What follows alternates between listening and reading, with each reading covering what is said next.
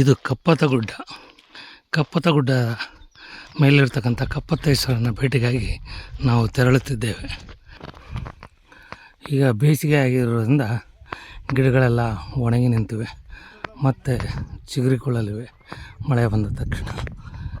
ಹೀಗಿದೆ ಕಪ್ಪತ್ತಗುಡ್ಡದ ವಾತಾವರಣ. ಇವು ನವಿಲುಗಳು.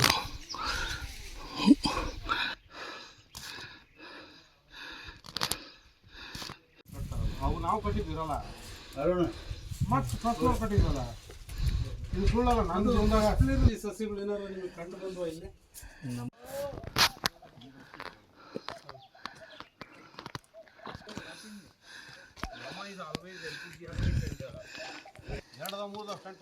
ಸ್ಟಂಟು ಒಂದು ಕರಿವೆ ಇರ್ಬೇಕಲ್ಲ ಯಾವ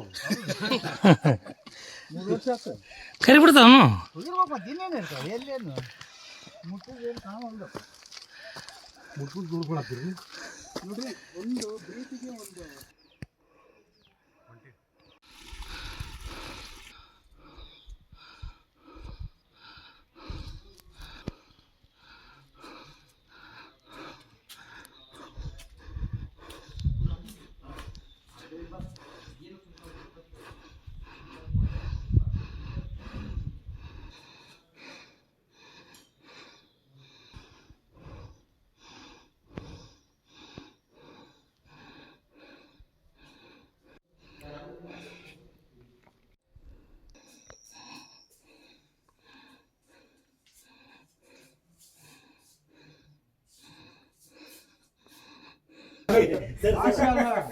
ಈಗ ನಿಮ್ಮ ಮನೆ ಐತಿ, ನೀವು ಮನೆ ಕೇಳ್ಕೊಳ್ಳಲ್ಲ.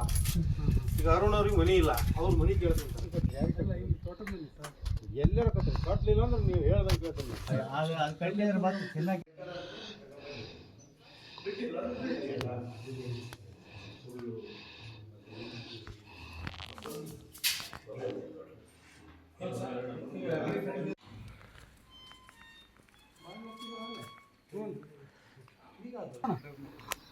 ಅರುಣ್ ಜಿ